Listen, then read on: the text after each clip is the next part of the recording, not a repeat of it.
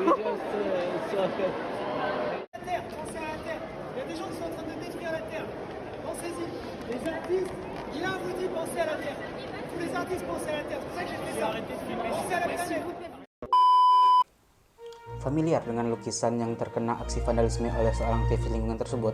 Yap, itu adalah Mona Lisa, karya Leonardo da Vinci, yang merupakan pelukis terkenal yang lahir pada masa Renaissance. Namun, sekarang kita tidak akan membahas vandalisme tersebut, melainkan tentang masa Renaissance dan tokoh-tokoh yang ada pada masa tersebut.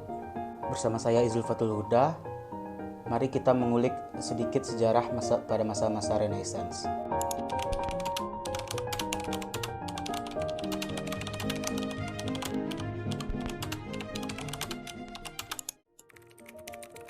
Apa itu Renaissance? Renaissance adalah gerakan perubahan besar di Eropa yang terjadi setelah abad pertengahan, yaitu pada abad ke-14 sampai abad ke-17. Istilah Renaissance berasal dari bahasa Latin renaître. Kata re berarti kembali dan naître berarti lahir. Gerakan perubahan ini dimulai di Florence, Italia, yang kemudian menyebar ke seluruh Eropa. Secara garis besar, ada 3 ciri utama Renaissance. Yang pertama, humanisme, yaitu memanusiakan manusia. Yang kedua, empirisme, yaitu kebebasan pengembangan ilmu pengetahuan. Dan yang ketiga, rasionalisme, yaitu kebebasan dalam mengembangkan pikiran. Apa sih latar belakang Renaissance? Pada dasarnya, Renaissance terjadi sebagai respon dari perilaku dominasi gereja terhadap seluruh aspek kehidupan masyarakat Eropa pada abad pertengahan yang terjadi setelah keruntuhan Kekaisaran Romawi pada abad ke-4 Masehi. Periode ini dikenal dengan nama periode Dark Age. Kenapa disebut periode Dark Age? Karena pada masa tersebut terjadi banyak peperangan dan ada wabah Black Death. Pada masa ini berkembang anggapan bahwa ilmu pengetahuan harus berlandaskan pada agama. Hal ini tentu saja menyebabkan gereja sangat mendominasi kegiatan kehidupan manusia pada saat itu.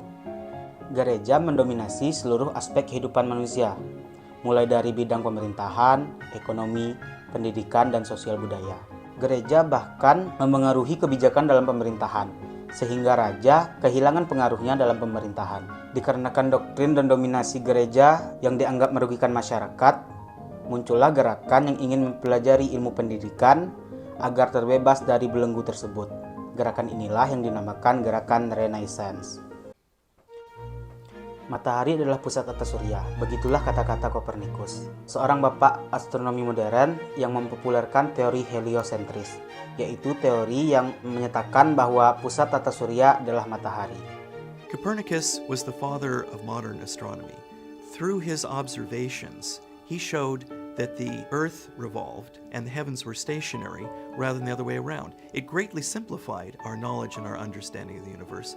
Meskipun teori Kopernikus ini sangat membantu dalam perkembangan astronomi modern, namun pada masa Renaissance, Kopernikus dianggap musuh oleh gereja dikarenakan teori heliosentrisnya bertentangan dengan ajaran Katolik pada saat itu, yang menganggap bahwa bumi sebagai pusat alam semesta. Lalu pada masa Renaissance juga terdapat seorang seniman terbesar, yakni Leonardo da Vinci. Ia memiliki karya yang sangat terkenal sampai sekarang, yaitu lukisannya yang berjudul Mona Lisa. During the early 1500s, Da Vinci also began painting the Mona Lisa. The Mona Lisa is one of Leonardo's most important works. It's today one of the world's most famous painting. Meskipun dikenal sebagai seorang seniman Renaissance yang agung, Leonardo da Vinci sebenarnya juga seorang penemu dan arsitek. Ia mengembangkan proyek pembangunan pedestrian. He's well known as a great artist, but in fact, he also made great contributions to foundations of science. He engaged in projects like designs to reroute rivers, urban planning, the creation of pedestrian streets in the centers of cities, all designed to cut down on the chaos of life around him. Lalu setelah pindah ke Roma, dia juga melakukan praktek pembedahan dan memberikan dasar-dasar dalam mempelajari anatomi tubuh manusia. Leonardo da Vinci sangat ahli dalam banyak bidang. Dia adalah seorang jenius alami. Demikianlah pemaparan materi dari saya. Semoga dapat memberikan manfaat dan menambah wawasan. Saya Izul Fatul Huda, pamit undur diri. Sampai jumpa di lain kesempatan.